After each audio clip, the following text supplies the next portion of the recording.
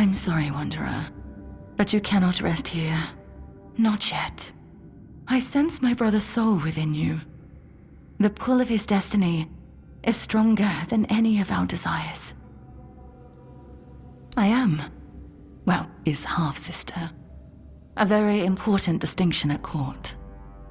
To Arthur, though, I was always just sister. The one he liked, not only loved. I stood by his side, listened to him, and spoke my mind when he needed it. And when the visions came, I was the only one who understood they weren't just madness. My poor brother.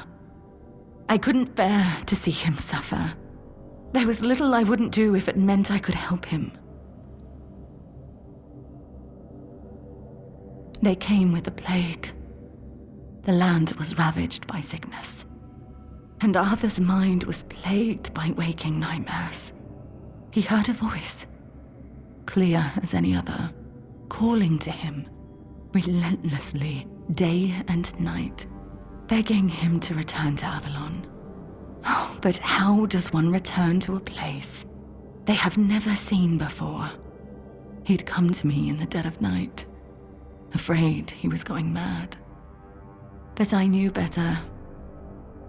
I heard it too, though faintly. To me, they were merely echoes of a distant despair. In a way, I think I did, but even now I'm not sure.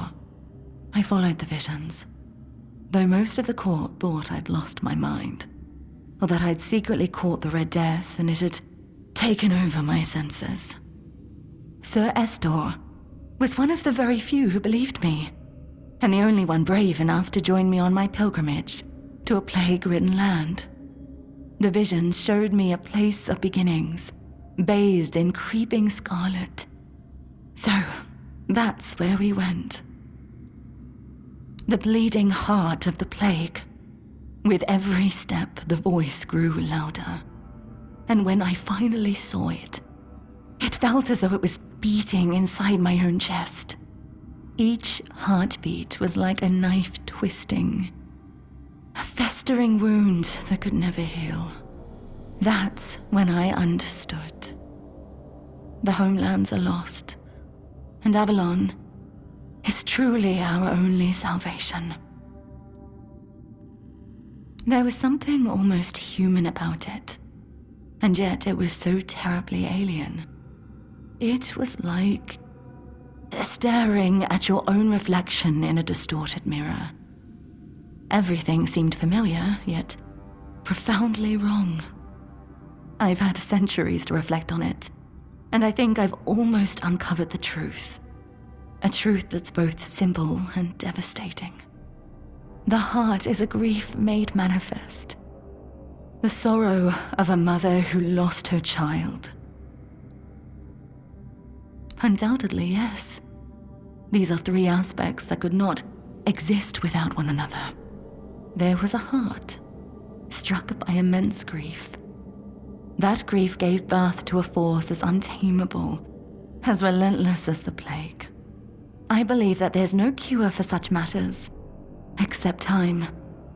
And time is a luxury only we humans have. I don't know.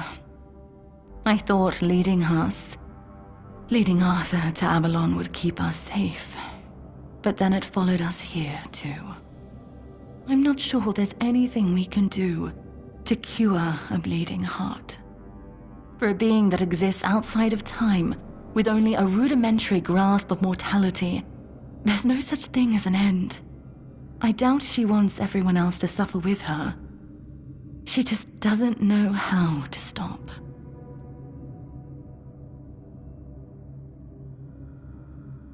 I saw that staying meant death for all of us. Nothing in the homelands could stop the plague.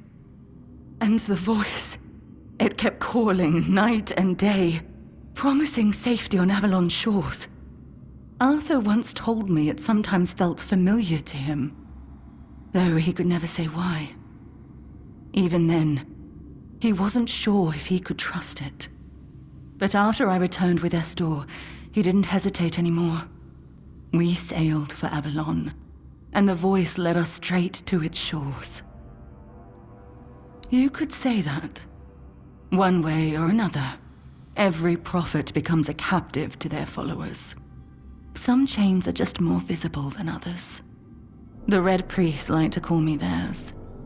So, theirs I must remain.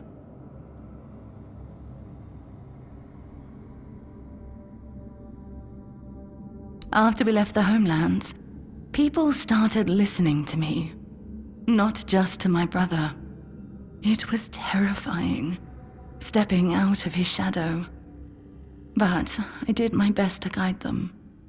You see, no one becomes a prophet on their own. They're made by the people who need someone to follow. I became what they needed. Sometimes a guiding hand, other times a whip over their heads.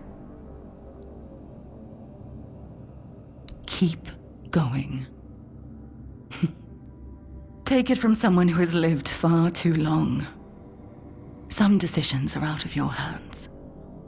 You just have to make the best of what's left. You'll do fine. You're in excellent company, after all. And, Arthur, I'm sorry I can't stand by your side this time. But know you're always in my heart, brother. This is for both of you. May we all find peace at the end of this path. Please, take care of my brother. Now go. There's nothing more for you here.